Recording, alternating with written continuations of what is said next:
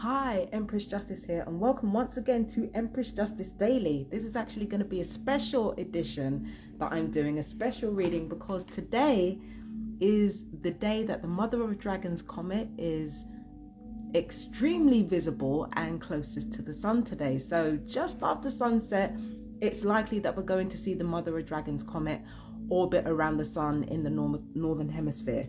Now, that is something that we call a perihelion. The comet 12P, Mother of Dragons, and also the Devil's Comet, is a perihelion. And what that means is a comet or a planetary body of some sort being closest to the Earth or orbiting close to the Earth. So that's what we mean by perihelion. Okay, so that's the first thing. The second thing that I want to talk to you about is the look of the comet. The comet is icy green, and it's approximately the size of a city. It's cryovolcanic, which means there's ultimately a volcano blasting water vapor from the core of the comet. It's the heat. There is heat that causes internal pressure, which causes an eruption from the comet. That's why there are several broken pieces coming out of it, and that's how it got its name, the Devil's Comet, because there were usually two pieces of comet next to the main body of the comet. Do you understand what I mean? There's usually two pieces next to it, but the reason why we keep seeing pieces of it fly off is because of the internal pressure from within, and it's creating this eruption, and that's what we're seeing as it's moving across the sky. Now, the most recent sighting of this comet 12P perihelion was actually 70 years ago on the 22nd of May 1954, or kind of 70 years ago, because we're in April now. And usually when there's a comet, many spiritual people will say it's an omen, or it's an omen of negative change, when really the truth of the matter is that it's simply an omen that there are going to be changes to the status quo. That's literally all it means. Okay, it doesn't mean anything good, it doesn't mean anything bad, it means there's changes. Now, I want to talk to you about the significance of this, because what I realized is that when I did these readings in January, so first in January there was the reading that I gave for the Purva moon, okay, for the 15th of January 2024. I gave that reading on the 14th, so it was a day before. It was a special tarot message in which God was speaking, and God was heralding major changes. Now, at the time, I did not actually know about the comet. I just knew that there were going to be massive changes ahead throughout this year, and that it had some connection to the Year of the Dragon in Chinese astrology, because the Year of the Dragon in Chinese astrology is a very bold and, it's a very bold and a very dynamic year.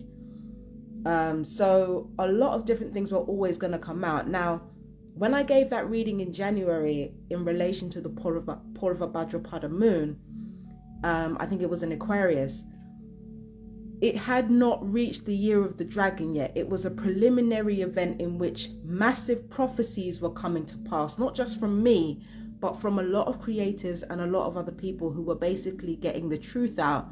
There were prophecies being made that literally came to pass in the later months of this year. For example, I can use Cat Williams as an example.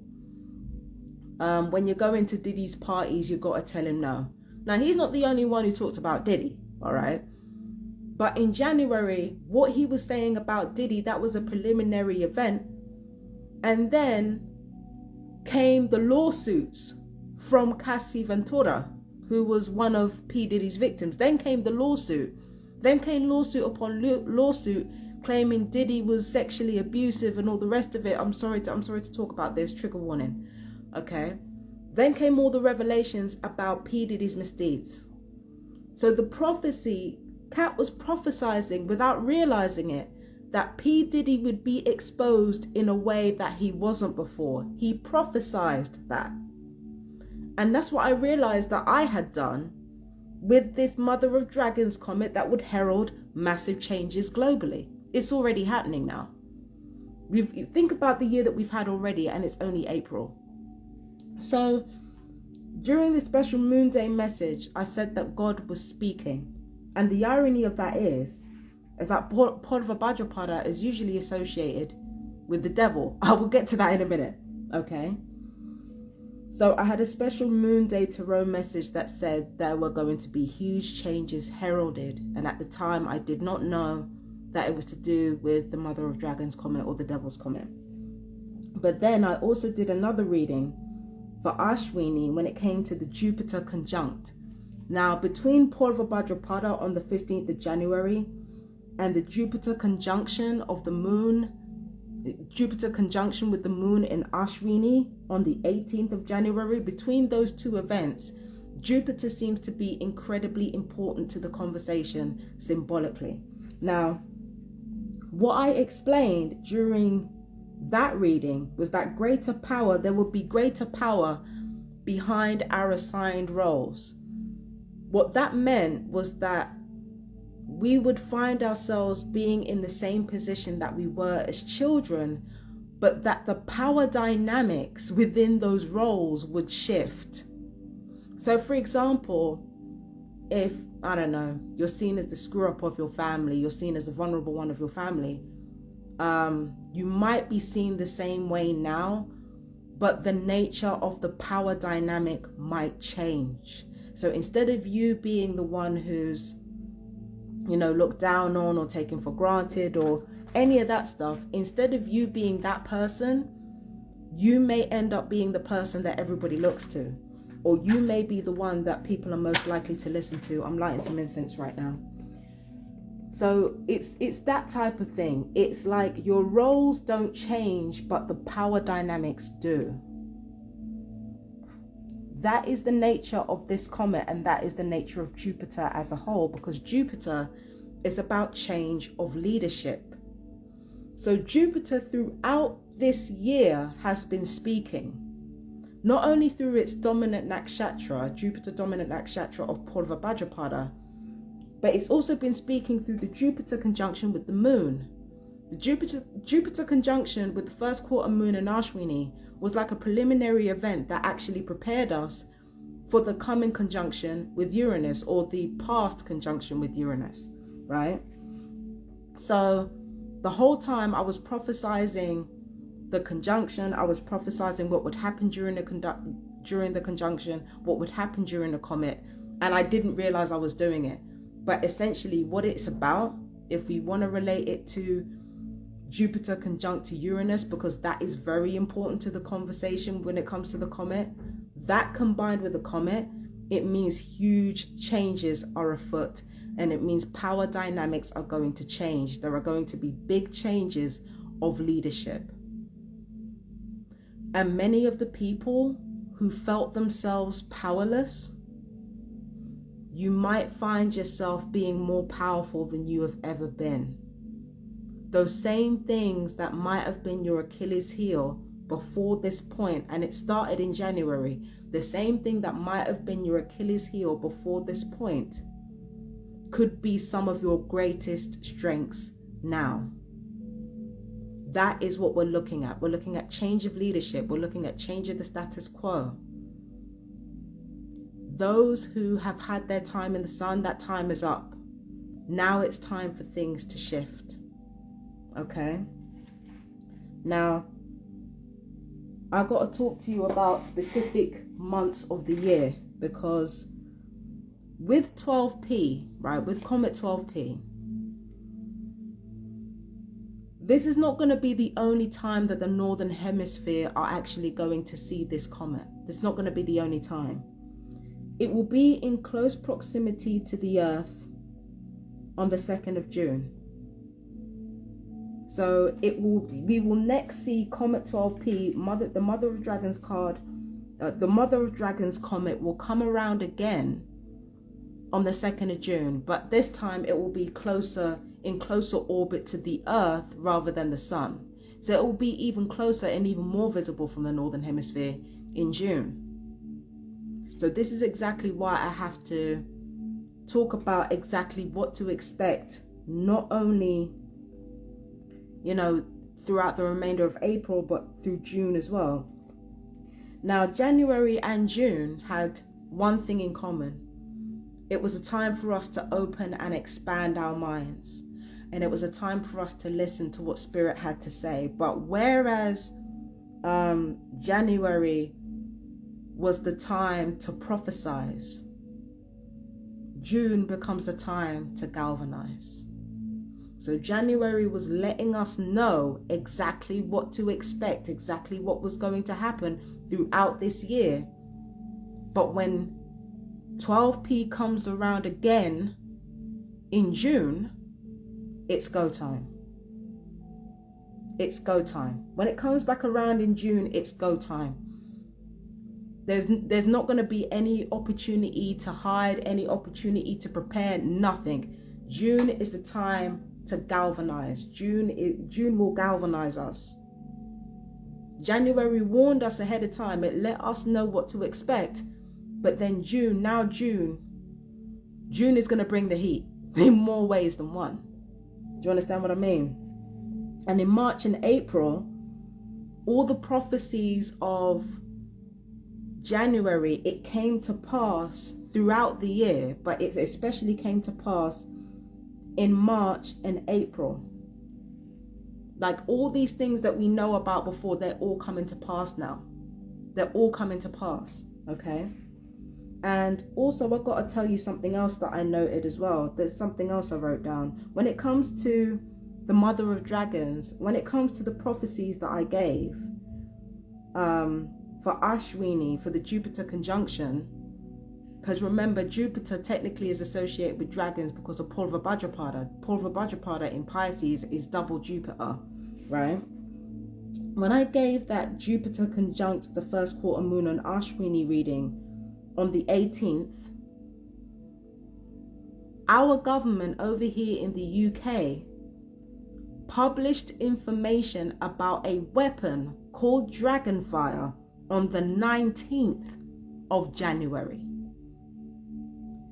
So just a day after I gave that reading, on the 19th, it finally decided to publish information about Dragonfire, in spite of the fact that Dragonfire has actually been around since 2017. And what Dragonfire is specifically supposed to be used for is to attack Russia during the Russia-Ukraine war, or that's what they say Dragonfire is being used for. Okay, that's what they say Dragonfire is being used for. It's being used to assist Ukraine in the Ukraine-Russia war. Okay, now this is exactly what I'm talking about when I say that our governments and that the powers that be, they will use that same symbology and our association with dragons and all the rest of it. They will use that to drive enough fear into the public to not act directly. They will use that to their advantage, and they will get that it gets the mind used to the idea of specific things. Dragonfire just happened to be debuted like just before the year of the dragon was coming up. Come on, they knew what they were doing. And then it was the Mother of Dragons comet coming on the 31st of March, being visible from the Northern Hemisphere from the 31st of March. They knew what they were doing. All of this is subconscious programming. It's subconscious programming, predictive programming. So all of this was prophesized in January, all of it. I'll post a link to the readings that I was talking about. The annoying thing about readings is that they can be specific and vague at the same time. They can be specific and vague at the same time. But if you really listen to the readings that I gave for Purva Bhadrapada moon on the 15th of January and the Jupiter conjunct moon for Ashwini first quarter, if you really listen to those readings and then check out the Dragonfire document online, you will see that you'll see that there's a connection between what I was prophesizing and that weapon being used and that weapon being published. There's a connection there. Okay, now I haven't gotten to the meat and potatoes of this yet. But when it comes to the Mother of Dragons comment, I haven't gotten to the meat and potatoes yet. All right. Now we've got to go into the biblical symbolism of the dragon. And this is where it gets real complex. Do you remember when I said to you that Jupiter and dragons were associated with one another because of Purva Bhadrapada? Well, Purva Bhadrapada in Vedic astrology is connected to the dragon, the fire dragon in Vedic astrology. And the fire dragon in biblical symbology is associated with the devil or with demons. Okay?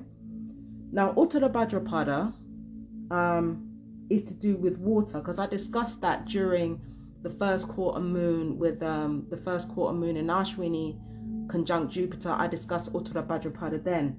Uttara Bhadrapada represents the water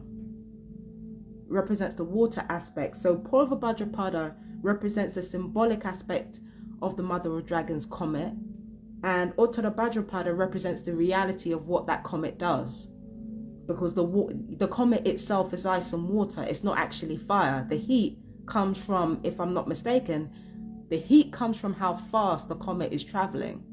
So it's like Purva Bhadrapada kind of burns away the superficial essence, the superficiality of something, and we're just left with the essence, which is Uttara Bhadrapada, right? I don't know if that makes sense. It probably doesn't. But coming back to the devil symbology of the Bible, in the Bible, dragons basically symbolize anything that is not of God. It symbolizes the devil. What is the devil and what is the dragon? The devil and the dragon are the downward facing pentagram. Okay, you know the pentagram shaped like this? It's basically the dragon and the devil are basically this. That's where the shape of the devil comes from. It comes from the downward facing pentagram. And dragons are shaped in a similar way as well. Their heads are shaped in a similar way. It's a downward facing pentagram. And what that talks about is the primal essence. It's the essence that comes from spirit downwards. It doesn't reflect the evolutionary nature of man. It reflects the involutionary nature of man. That's what the dragon represents. So both the devil and the dragon is about primal power. It's about the power of our bodies, the power of nature, the power of earthly things.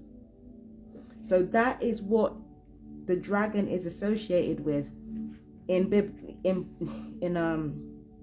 biblical symbology. It's associated with primal power. Let me go further. There's a story within the Apocrypha verses called Bel and the Dragon, and it comes from the extended book of Daniel. It comes from chapter 14, right? And this is canonical to Catholicism and Eastern Orthodox religions, okay? It's an extended book of Daniel, chapter 14, in which the Hebrew hero Daniel, he refuses to worship Bel, which is in this case called Baal. So he refuses to worship Bel, aka Baal, and he kills the dragon that is associated with Baal. Now, the dragon has always been a symbol of power and authority, but again, it's power and authority that comes from the primal source, meaning it's not spiritual power. It's material power, it's material authority.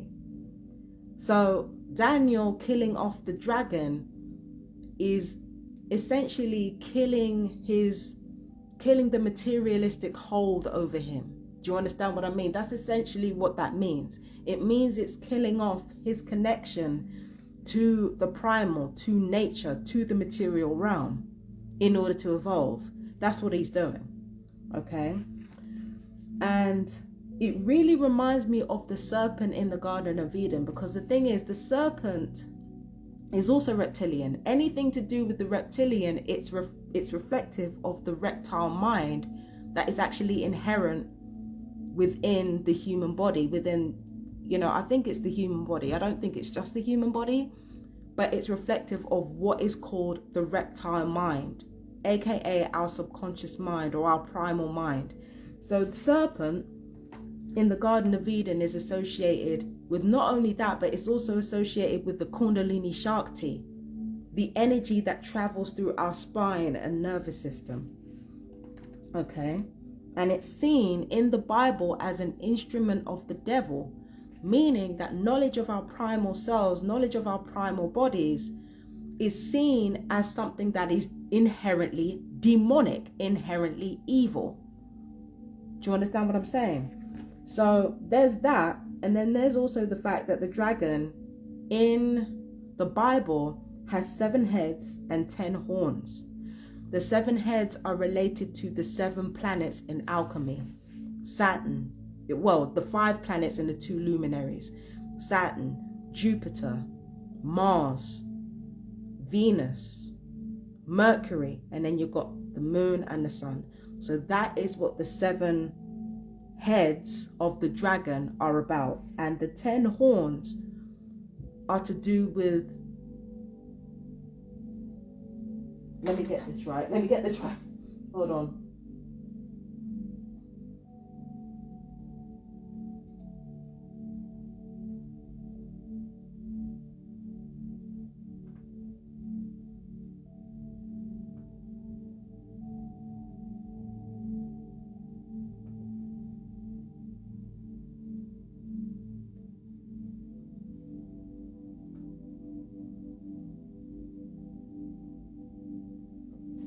It's to do with the 10 Sephiroth, or the 10 Sephirot. It's the tree of life in the Kabbalah, in Kabbalistic mysticism. So it's the 10 points within Kabbalah. Let me see if I can remember this right. So the first is Kether, which is kingdom. And then there's 2, which is, I think is, yeah, I can't remember the names of them, but there's wisdom, which is number 1. No, there's knowledge, which is number 1. There's wisdom, which is number 2, mind, which is 3, grace, which is 4, severity 5, beauty 6, victory 7, glory 8, form 9, or realization 9, and 10 is the kingdom. The 10 is the material realm, and 1 is spirituality. And apparently a perfect state of being lies within number 6, beauty, grace, self-sacrifice. That number is also the number of the sun. So the devil is also associated with knowledge. It's also associated with that knowledge taken outside the realms of the Abrahamic faith and used to one's own ends, from what I perceive to be true of biblical symbolism. Now, when we put all that together and we come back to the dragon fire weapon that I talked about earlier, what do you think our government are trying to say by calling that weapon dragon fire? Bear in mind, I've already talked about the importance of the golden crown, which is the brain, the silver thread, which is the nervous system, and the vessel, which is the heart. Now, if you look at dragonfire and you look at its capabilities and you look at what it's used for, it's used to destroy both personnel and equipment. Personnel meaning biological things. So essentially what these weapons are created for is to attack the nervous system, the brain, and the heart, and to attack it over time so that nobody's any the wiser about where specific illnesses are coming from. By calling it dragonfire, what position do you think that these people are putting themselves in? Now, this is entirely conjecture from the perspective of somebody who is very interested in spirituality. What do you think they're trying to communicate by calling it dragonfire and by debuting it just one day after a Jupiter conjunction? Knowing that Jupiter is also low-key associated with dragons through Purva Bhadrapada. What do you think they're trying to communicate? I'm just saying, it seems like a bit out of the way to talk about this shit, but if you look at the evidence, I'm going to post the links when I post it onto YouTube. If you look at the evidence, or you look at the apparent correlations, you will see what I'm talking about. Now, as a disclaimer, it's just conjecture, it's just a theory, but look at the links and you'll see what I'm talking about. Okay. Now, with that out of the way, with the 12p perihelion out of the way, now I got to talk about the Jupiter and Uranus conjunction, because that's actually very closely linked with the comet 12p perihelion. All right. Now, the Jupiter and Uranus conjunction, it happens, hang on a minute. It happened at 3:27 a.m. this morning. So Jupiter and Uranus conjuncted together in this country, in the UK, at 3:27 a.m. All right. And when that happened, the moon was in Uttara Phalguni, the sun was in Ashwini, of course, the ascendant was in Shravana, and the midheaven was in Anuradha. Now, both with Shravana and Anuradha, it's about vulnerability being used to one's strength. You become strong through being vulnerable. In Shravana, you realize your uniqueness by realizing your normality. And with Anuradha, you realize your strength through realizing your vulnerability. If it was Pusha and Rohini, there would be a very clear and distinct duality between strength and weakness, between imagination and normality. With Shravana and Anuradha, there is no such struggle. Okay? Whether you're dealing with Shravana ascendant in Capricorn or midheaven in Anuradha in Scorpio, it's essentially about realizing one's power through realizing one's frailty. And this is exactly what I'm talking about when I say that power changes hands.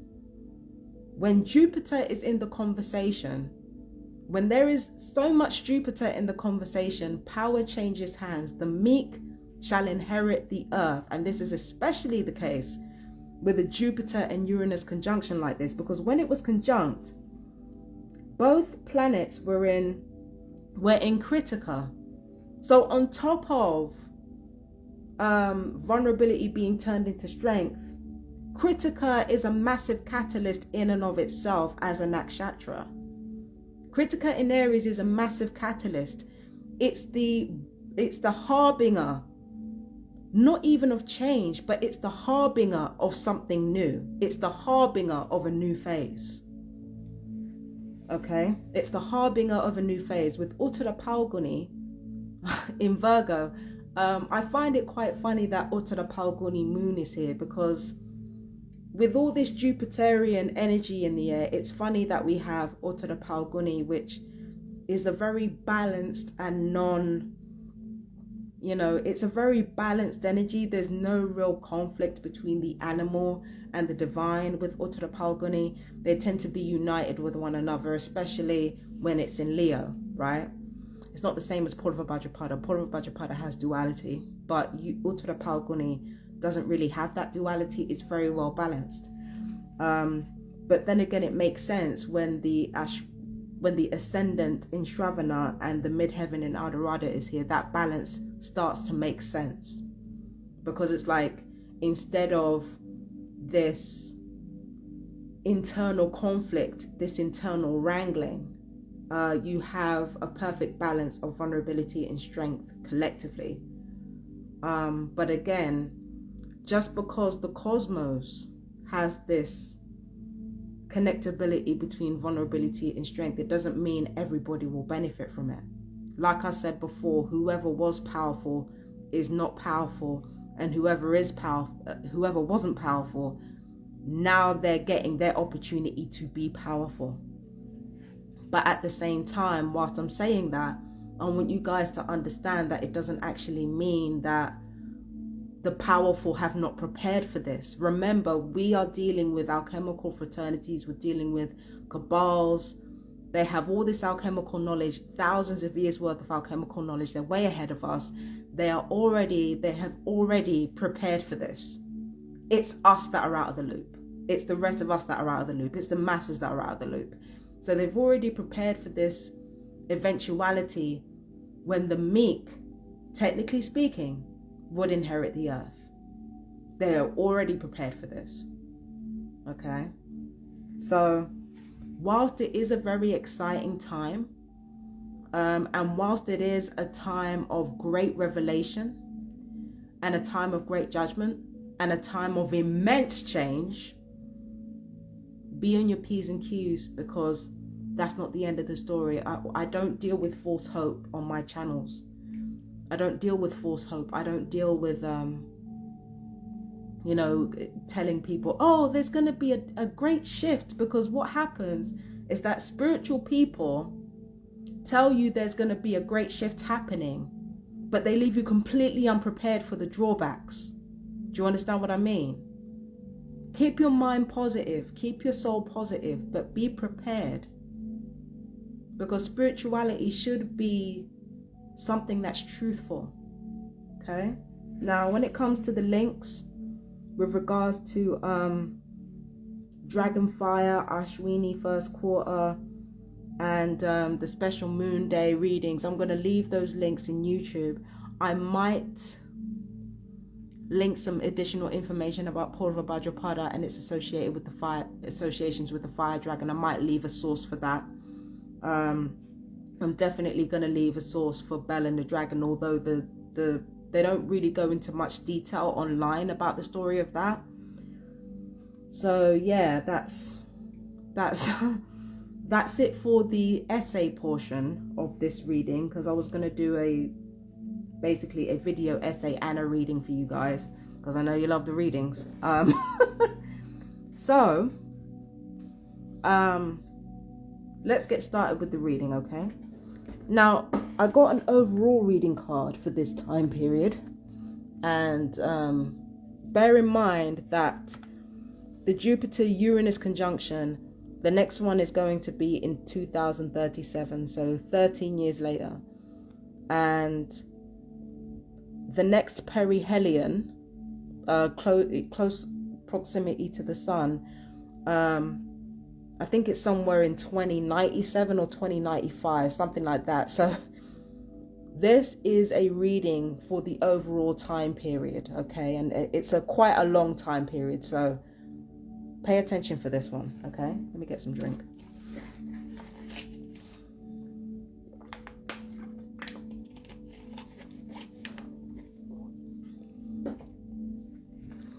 Okay, so with this, what we've got here is teaching leaders, headmaster. Those are the most important notes. We've got balanced teacher, healing teacher, and expect the unexpected, which is this card. This card is telling us to expect the unexpected. And this card is basically about leaders, world leaders getting an education, or most likely the privileged getting an education. So again, the meek shall inherit the earth, but they inherit the earth through knowledge. They inherit the earth through wisdom rather than might. Okay, so it's the things that certain people know that actually moves them on the road towards gaining power. And with fire and water, it's also about destiny. It's about the collective destiny of humanity. And also, I've got to bring it back to the Vedic nakshatras, because Purva Bhadrapada is associated with the fire dragon and Uttara Bhadrapada with the water dragon. So the superficial nature of this world is being cleared away, or our superficial perception of it. And what's being left behind is the sacred essence beneath all the things that we take for granted, and the sacred essence beneath the superficialities that we've cleared away. So this is a time where everything is being exposed, and those in the know are those who are leading. Okay? So that's the overall time period for this. This reading is going to be quite short, actually. So yeah, that's it. That's what I get for this card right here. Okay. Now I'm going to get into the 12 signs, and that's also going to be very short. So with Aries now, for the next lifetime, and for the next 13 years at least, you've got the Page of Cups, and you have got the Golden Atlantean Dragon. Now, your notes say beautiful child, actor, emotional strength, and you are being encouraged to go back to what you know. There are certain gifts, talents, and knowledge that you left behind, and you're going to have to be reacquainted with them again. You're going to have to explore them once again. And I was going to save this for the full moon reading, but I think it's important to tell you about this now. You are going to have to focus on your first house. Not surprising, because you've got the sun, that's in Ashwini, close to 12p. Then you've got Jupiter and Uranus in Aries, and Critica in Aries. So this is about you. This is all about you. Like I said, we're all on factory settings. It's just the power dynamics have shifted. But, you know, in your case, you're focusing on yourself, but it doesn't mean you're going to be number one. It means that this is going to be a time for introspection for at least the next 13 years. Okay? That's what should be expected here. It will be a time of introspection. It will be a time of inward growth, of understanding your vulnerability, and understanding how to use that as a strength. So you will be number one, but a lot of you Arians, you're not going to be in charge, not for the next 13 years. Okay, so that was for Aries, that was for Ashwini, Bharani, and Kritika. Okay, so now Taurus. Okay, and Taurus, what we've got for you is the Emperor right here. You've got the Emperor card, and we have the Earth and Water Dragon. All right, so intuitively what I'm getting is that you are creating new growth and new stability at this time. Your house highlighted is the 12th house. So this is about your subconscious mind, the gifts you release, your hidden subconscious saboteurs, or your hidden saboteurs, your hidden obstacles. All of those are going to come to the forefront during this time. But where these things will show up is in your everyday life, actually. What you have to watch out for is your subconscious mind having more of an impact on your daily life than you think it does. Do you understand what I mean? And that's where you'll have to really explore what's going on in your mind, what subconscious drives you could seek to get rid of, that is getting in the way of your evolution as a person, or in the way of your success as a material being. What's getting in the way of your growth? Do you understand what I'm saying? So let's see from the notes what we've got for you. We've got patient leader, news reporter, and the most important notes are self-employed teacher, working alone, and retirement. And then we've got fresh start and new opportunities are coming. Yeah, I feel like some of you who are in work, it feels like your whatever unresolved issues are going on in your subconscious is actually interfering with your work. And instead of taking your mind away from your subconscious, you actually need to deal with it. You cannot, rest in this keeping busy mentality. I know you love to keep busy, but life is intruding right now, and you got to deal with life. Do you understand what I mean? You have to deal with it.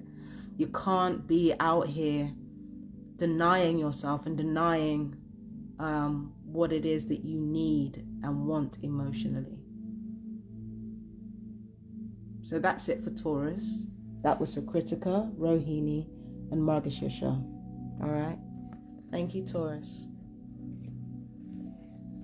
Gems. Got Gemini here. So the cards we've got for you are Temperance and Rose Pink Dragon. All right. Now, let me have a look at this.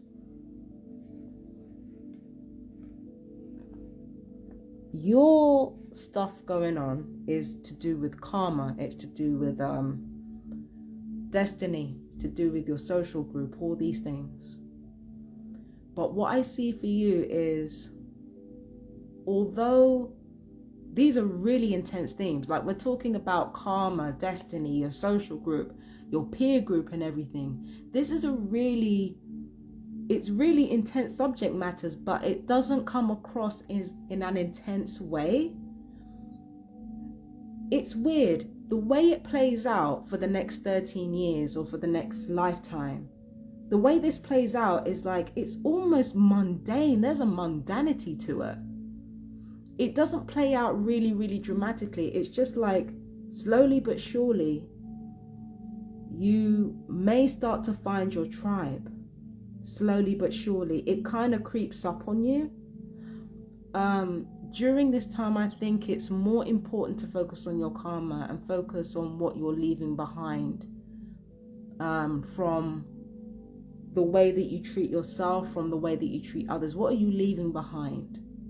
Because whatever it is that you leave behind, it's a less exaggerated version of the results of your life. It's a less exaggerated version of that. So it's like, whatever you have in your life or however you're living, what have you been doing that has led up to this point?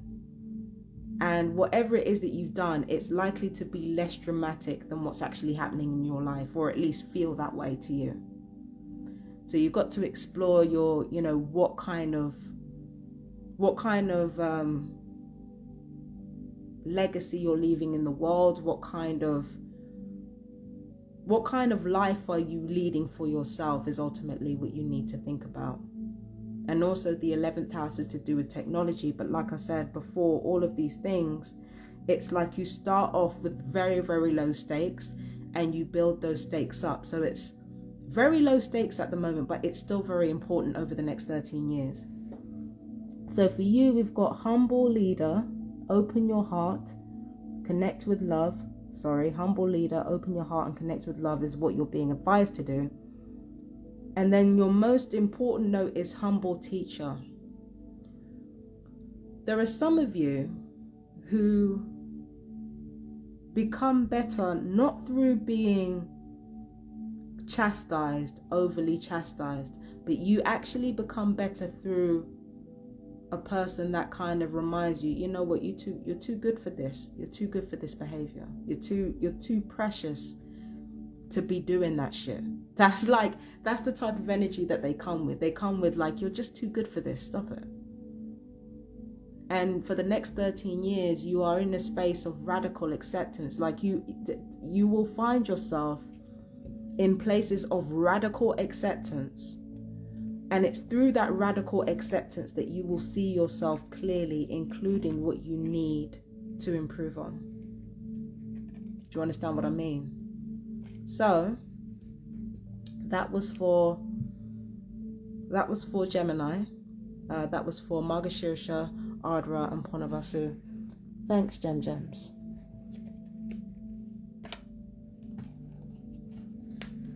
Cancer. Okay, so you have the King of Cups and you have Dark Blue Galactic Dragon. So let's see what's going on here. All right. So the house that you've got to focus on is your 10th house. And this is the energy that I see you bringing to the table, Cancer. I see you bringing to the table this energy of, imagine there's like 5 billionaires in a room. I know that this sounds so much like this sounds so much like emotional cunnilingus, but just bear with me. It's like there are 5 billionaires in a room, right? And you're one of the billionaires. But the other billionaires are in suits and you're like in a flowy dress or something. So it's essentially you occupying really high-powered spaces. It's you essentially occupying really high-powered spaces in a low-powered way. So what might surprise you is that this same softness that you value, this you know, this soft life aesthetic, especially that a lot of Cancer women and Cancer femmes like to engage in, this soft life aesthetic, it actually puts you in an incredibly powerful position, because you were always taught, you know, in your brain, you were always taught that in order to be a high-powered person, you had to engage in high-powered behavior. You needed the suits. You needed the, you know, the bald head or the pristine hair. You needed like severe dark makeup or severe dark suits. And here you come in a flowy ass dress with your hair, you know, all wild and curly or wild and undone, and you're occupying this same space as these people, and you're just as successful as they are. That's what I see for the next 13 years and for the next lifetime. I see you actually being incredibly successful, just like you wanted to be, being taken seriously, just like you wanted to be, but you do it in your way. You're not doing it in somebody else's way. You're doing it in your way, right? So you're very powerful, and ironically, it's your own vulnerability that led you to this place, okay? And the reason for this is that your soul's purpose is being highlighted right now. That's the reason for this. Your soul's purpose is being highlighted. And your soul's purpose and following it is leading you to some very interesting places. Now let's read your notes. We've got diplomatic message, healing abilities, and writing a book. And then we've got ignite the codes of your master blueprint. Yeah. I feel like there are a lot of you Cancers that take aspects of your private life where you like to be as comfortable as possible, and either you turn it into a business or you turn it into something that actually enables you to climb socially. So if I were you, I wouldn't worry too much about being taken seriously. I'd instead focus on just doing the work and letting that be that. Another thing that I'm happy to say is that you seem to be very emotionally mature right now. And that emotional maturity is enabling you to pursue a career, which is exactly what you need to be doing. You need to focus on your public role, your legacy, and the work that you do. Because, yeah, it takes you to a powerful place. So, that's it for Cancer. That was for Ponavasu, Posha, and Ashlesha. Thanks, Cancer.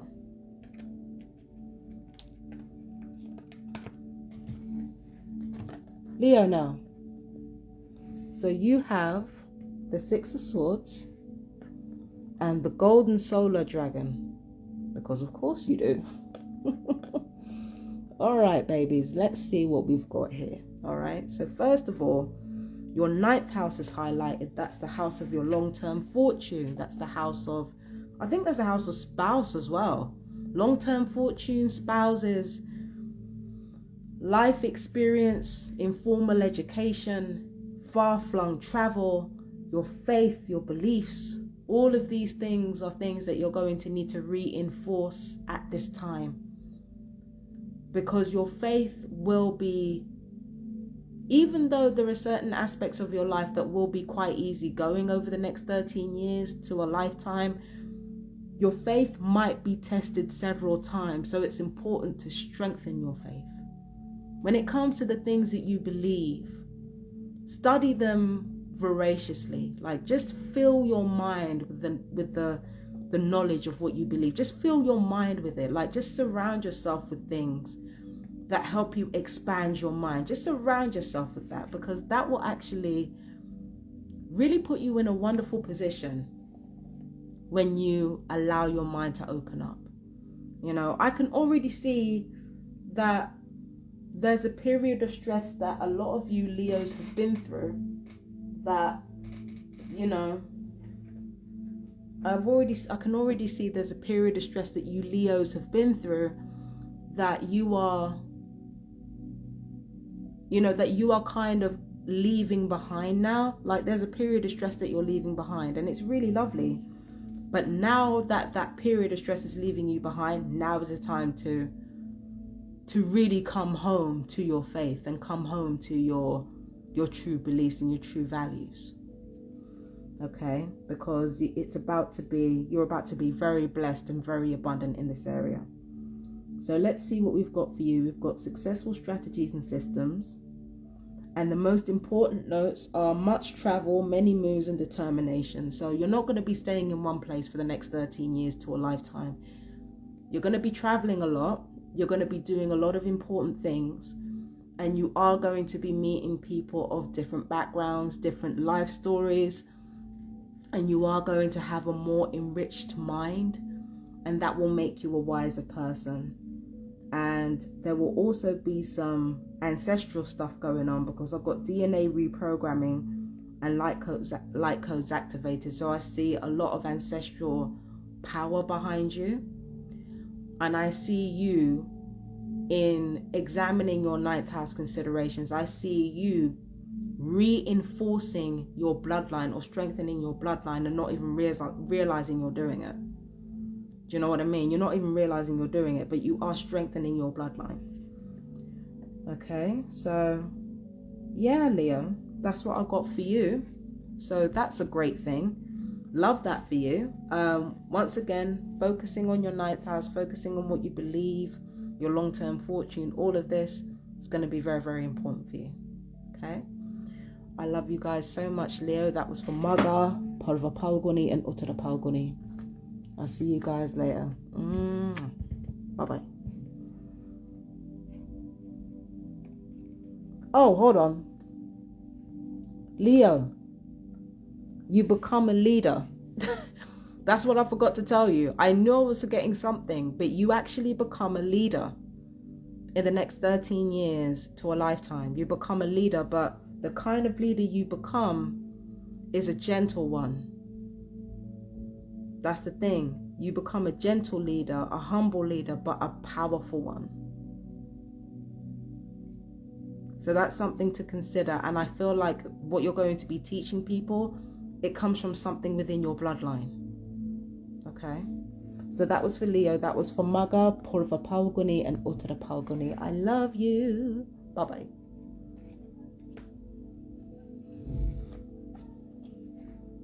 Virgo now. All right, so we've got the 8 of Cups, and we've got the Royal Blue and Gold Dragon. Let's see what we got for you, Virgs. Okay.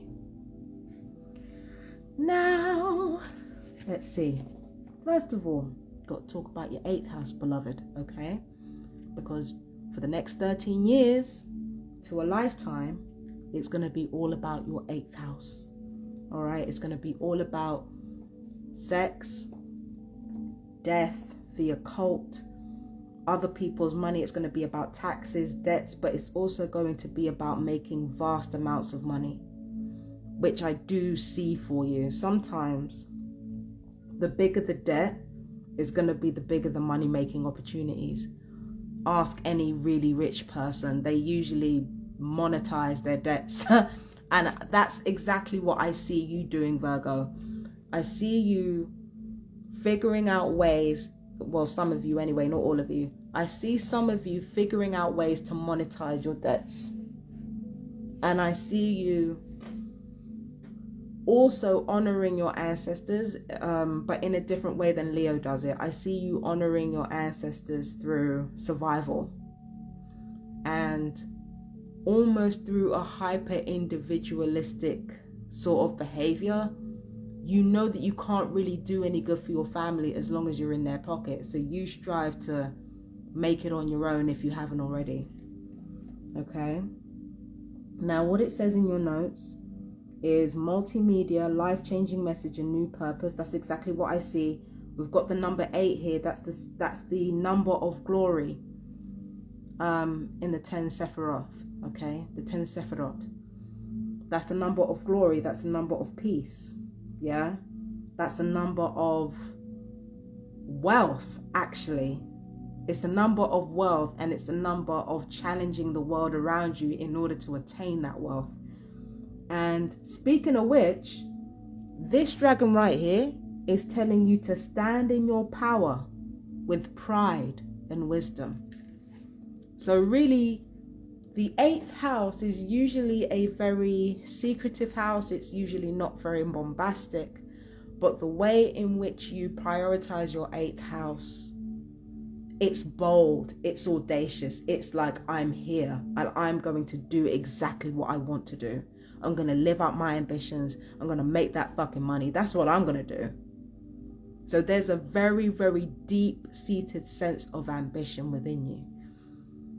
Ironically, it's because you're so high-powered in your attitude. That's exactly what's making you calmer. You might find that for the next 13 years to a lifetime, that you're less judgmental, but it's precisely because you're allowing yourself to be more ambitious. You're not so judgmental. You're not so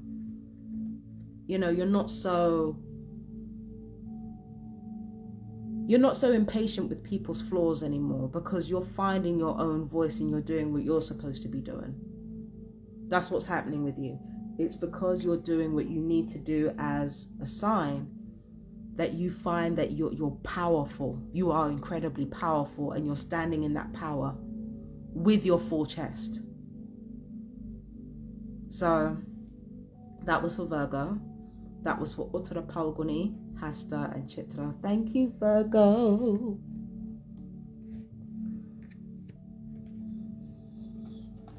Libra now. This is for, This is for Chitra, Swati and Vishaka. And the card we have for you is the King of Swords and the Fire Dragon. Now, this is interesting. This is very interesting, because I feel like at this moment, you need to focus on your 7th house, first of all. Your relationships need working on. And I feel like the reason they need working on is because you're kind of in this work hard and play hard phase of your life. And it's actually kind of alienating you from the people around you. So you're working really hard and you're attaining a lot of success career-wise. But when you come home, you go all out. You're indulgent. You try different things. When it comes to your relationships, you have a lot of fun. But now is the time to actually ground yourself when it comes to your relationships in particular. It's time for you to take them more seriously. Because working hard is actually alienating you from your loved ones, and playing hard is doing the same thing. So it's time for you to actually work on your work-life balance at this time, and to prioritize the people who are closest to you. Because when you do so, I'm not going to promise you that you're going to be more successful, but I will promise you that you will be happier when you do that. Okay? Now, for your notes, we've got scientist, navigator, mathematician, and for your most important note, we've got much success. And this is talking about clearing up your pathway. So, whilst I didn't promise you greater success, clearly from the notes, you've got more success to come. In fact, maybe even bigger successes than the ones that you accumulated before. But I feel like it's probably for this reason why you need to focus on your relationships more, or try to be more intentional with the people that you care about. Because, how do I put this? In The Devil Wears Prada, Nigel says, "Let me know when your entire life goes up in smoke. It might be time for a promotion." The reason why it goes up in smoke is not necessarily because you're less able to spend time with your loved ones. It's because you don't feature them in. You forget about them. Now, there are times where I would have been talking to a loved one. Like, this is what I'm used to. This is the kind of treatment I'm used to, right? There will be times where I'm talking to a loved one and they can't stay on the phone, or they can't call me. What they will do is they will call me to tell me that they can't call me. That's the type of shit that they do. They're like, "Oh, hey, listen, I'm not going to be able to talk because I'm doing this." I haven't asked them to call me. But that's what they do. They call me to tell me they can't call me. That's the type of attentiveness you need to show your relationships. Because when you do that, listen, When you do that, you're happier, they're happier, nobody feels neglected, and you are able to pursue your ambitions and play hard without worrying about hurting anybody's feelings. Okay, so that's it for Libra. I love you guys very much. Peace and blessings, and good luck. Not that you'll need it.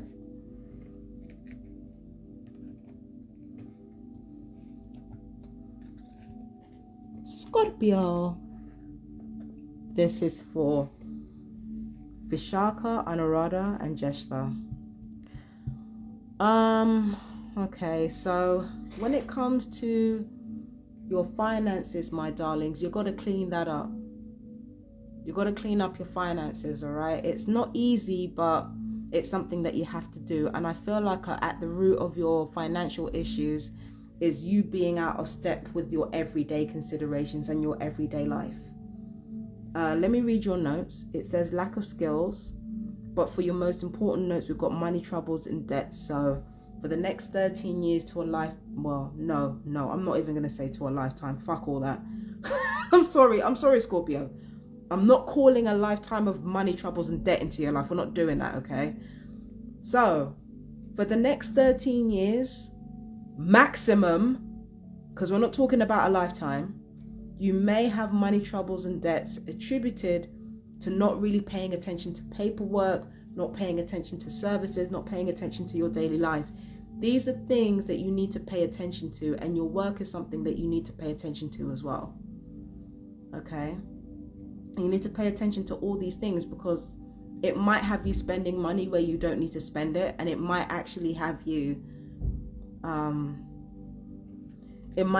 neglecting certain financial duties in your life. So that needs to be taken care of.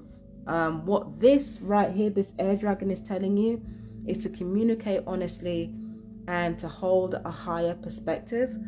But also what I'm going to say is you need to practice some self-control when it comes to your daily life, because some of you can be a little bit hedonistic. So it's important for you to kind of restrain that and find ways to emotionally reward yourself that don't involve overindulging physically. You're not the only one I've said this for. There's somebody else that I said this for as well. But yeah, you need to be mindful of how you spend your money and how you treat yourself. Do you understand what I mean? Because that will make all the difference. And also, when it comes to the people that you have to pay back, please be upfront and honest with these people about what you can afford and what you cannot afford.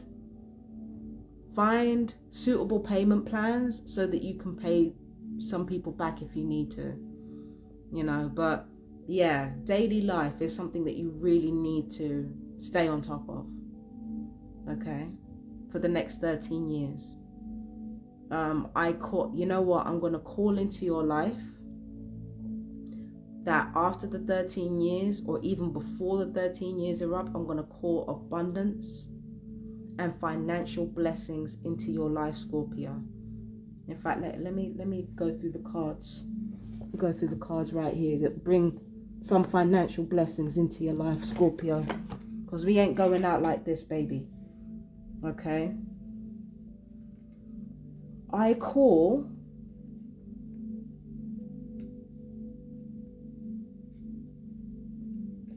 the Queen of Pentacles to help with making the most of what you have. And I call upon, who shall I call upon? And I call upon the Empress to bring you plenty of financial abundance and financial harmony. I call upon the power of Jupiter to replenish what you have lost and to keep you financially abundant. Okay? Because we don't do poor over here. We don't do struggling over here. We don't do struggle shit. We do prosperity over here, okay? So that's what I call. I call that for you, Scorpio, for your lifetime. I call financial abundance to you. Okay? I love you, Scorpio. Peace and blessings. Take care. I hope you enjoyed this reading, all right? Bye-bye, my darlings.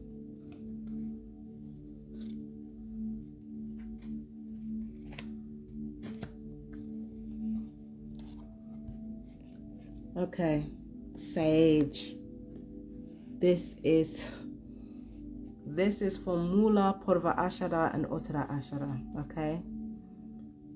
So attention needs to be paid to your 5th house, your joy, your strength.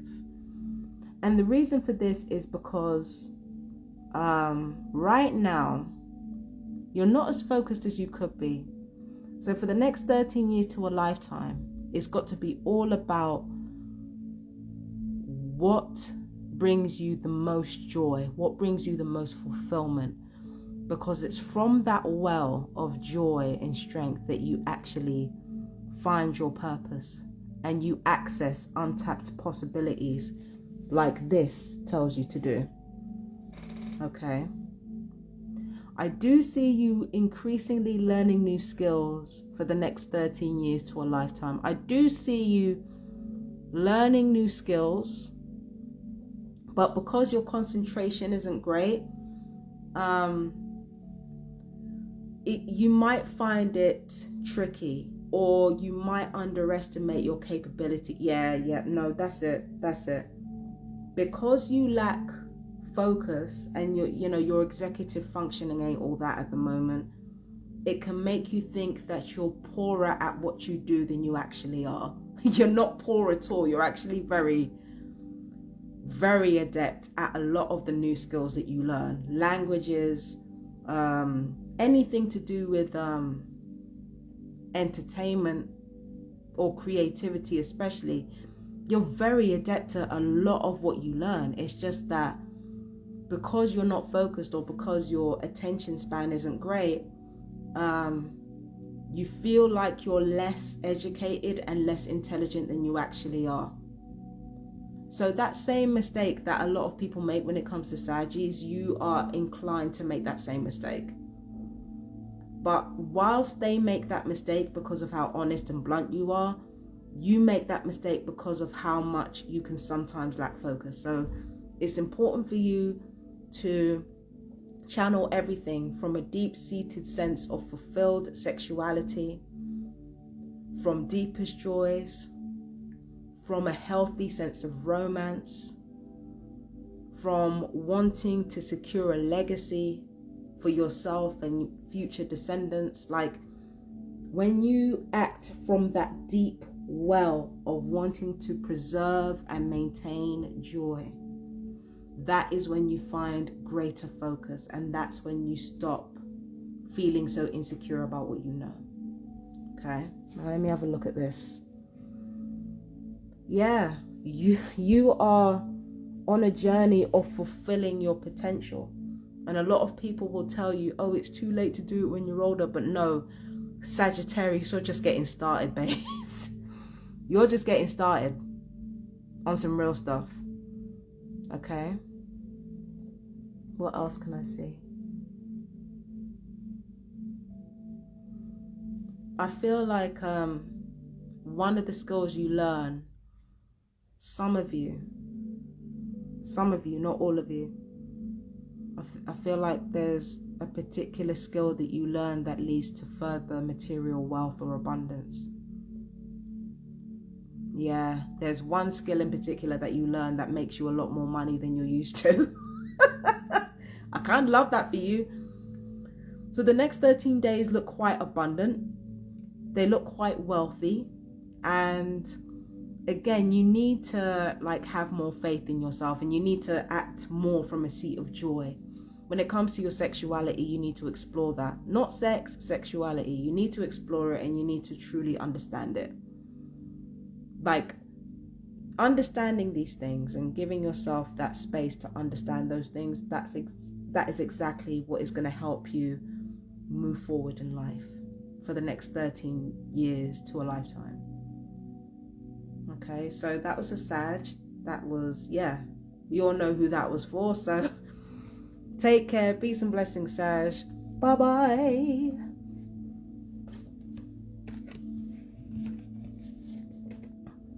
Caps. What's the haps? Well, the haps is you've got the Five of Wands. Oh. You have the orange gold dragon from Taurus. Get the angle right.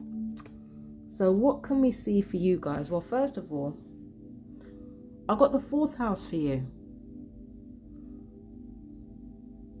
You don't want to focus on your private life. You don't want to focus on your home. You don't want to focus on your old family. You just want to work. That's all you want to do. All you want to do is work at the moment. But it's like a weird situation is happening where you're gaining more success, but you're not being seen in the way you would like to be. Like, it's like the more successful you become is the more you seem to be blending into the background, and it's just not, it's not the business for you. You hate that. But the reason why this is actually happening is to actually give you the space to go behind the scenes of your life and to actually work on some things. For the next 13 years to a lifetime, your private life needs to be worked on. And I know it seems, really tedious to even begin to think about this shit. But the more you consider these things in your life, is the more your star will shine without you trying. But you do have to kind of allow yourself to be vulnerable. And usually Shravana especially doesn't have any problem with that, but it's just, you've got to allow yourself to actually come within and explore all the themes of your private life and the family that you come from. Also you got to look at your home and your real estate, where you live. Oh, sorry, Cappy. What can be improved? So these things need to be considered as well. But let's see what's in your notes, because we don't have much to look at. We've got exhibition, and special note is media events. And then we've got energy of the future. So I feel like understanding your home life a little bit more can lead you to situations where you're exploring new interests, you're exploring new exhibitions. Yeah, I feel like you're going to be exploring new art forms, some of you. Or rather, whatever profession you're a part of, you're going to be learning new mediums of that industry or new mediums of that field that you're a part of. So it's like you're learning not only new ways to do things, but you're learning. It's not just learning new ways to do things, but you're learning about new subgenres within a genre, if that makes sense. You're not just looking at new ways to do things, but you're also looking at new things in particular within your field. Do you understand what I mean? I don't know if I'm saying this right, but the more you come into your private life, the more you start to see things that you didn't see before. And that's going to be important to enrich your life in general, and not just your private life, but your professional one as well. You need your private life to give you that room to shine, to give you that room to be yourself,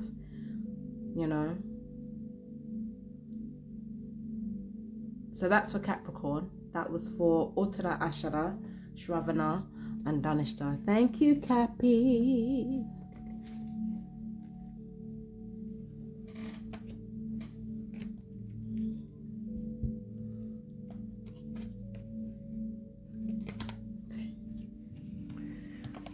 Aquarius now.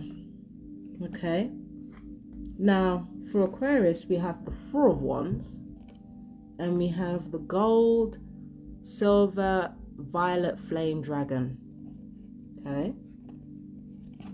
Now, you need to focus on your third house. Some of you have been a bit too obstinate when it comes to fighting for what you believe, or fighting, or understanding what you believe. No, you need to work on your actual formal knowledge. You need to work on what's in front of you. The third house is the house of communication as well. So you also, for the next 13 years to a lifetime, you need to work on your communication. And you need to work on the kind of education that's not rooted in belief, but just rooted in like everyday things or everyday knowledge. Do you understand what I mean? You need to learn what other people know and not just become reliant on what you know. This is the thing about Aquarians, right? The reason you're so stubborn about what you know is because you are in a perpetual state of self-discovery, and you feel like if you don't hold on to an idea, if you don't hold on to, you know, what you think you believe or what you do believe, you feel like if you don't hold on to that, then you're losing yourself. If you allow other people to change your mind, then you're losing yourself. That's not the case. If you open your mind to different possibilities, it actually strengthens what you believe. It doesn't detract from it. So really, it's just about not being so obstinate and just allowing yourself to learn what's around you. Do you understand what I mean? And to do so through really paying attention to the things that you do and the things that you experience. Now, when it comes to your notes, we've got graphic design, architecture. Architecture is the most important one. And with this card right here, we've got magic, transmutation, and graceful service. So instead of thinking that new ideas are just there to piss you off or make you feel stupid, instead consider that any contrarian information you've been given is there to actually strengthen your cause and strengthen your case. Okay, that means being open-minded enough to kind of understand and perceive things in new ways, you know? That's what it means. So my thing is, for the next 13 years to a lifetime, do not be so pig-headed. Work on your education, work on knowing about things that a lot of other people know, and go from there and find out ways to incorporate what you know with what you believe. And remain open to communicating with other people. Do not shut yourself off. Okay? So that was for Aquarius. That was for That was for Dhanishta, Shatabisha, and Purva Bhadrapada. Okay? Thank you, Aquarius.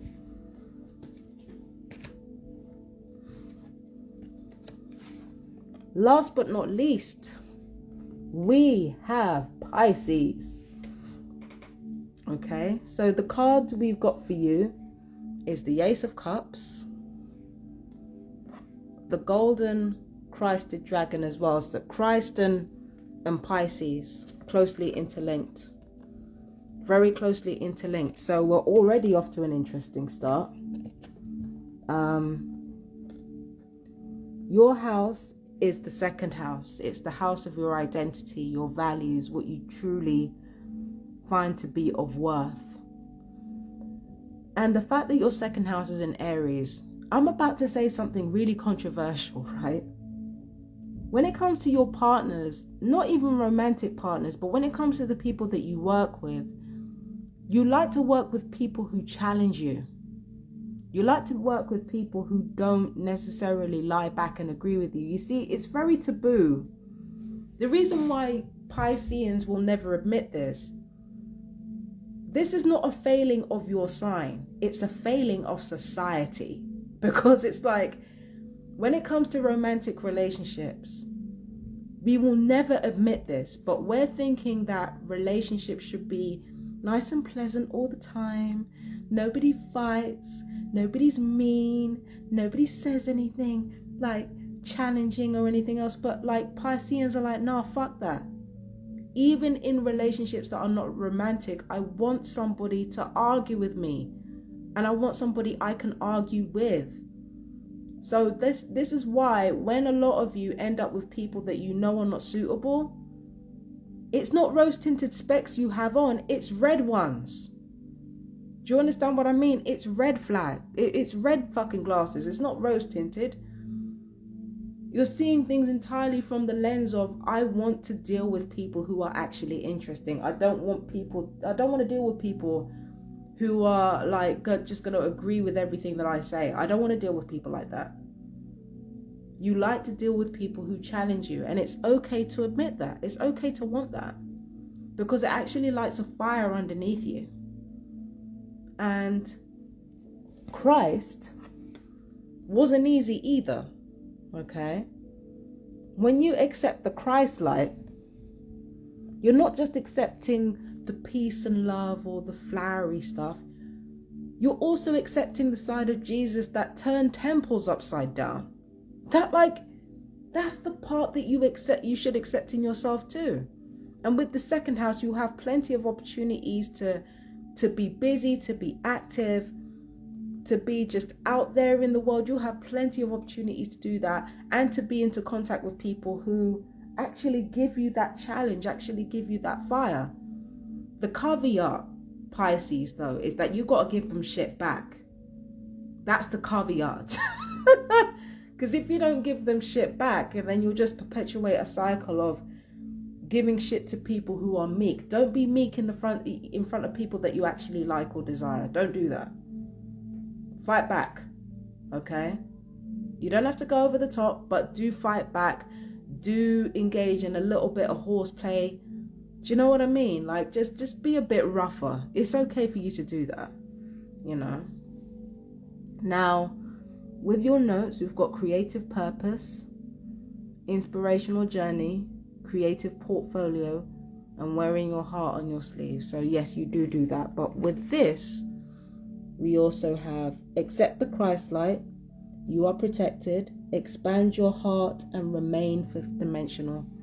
So this is basically saying that if you were thinking of wearing your heart on your sleeve, it's a good idea to do that.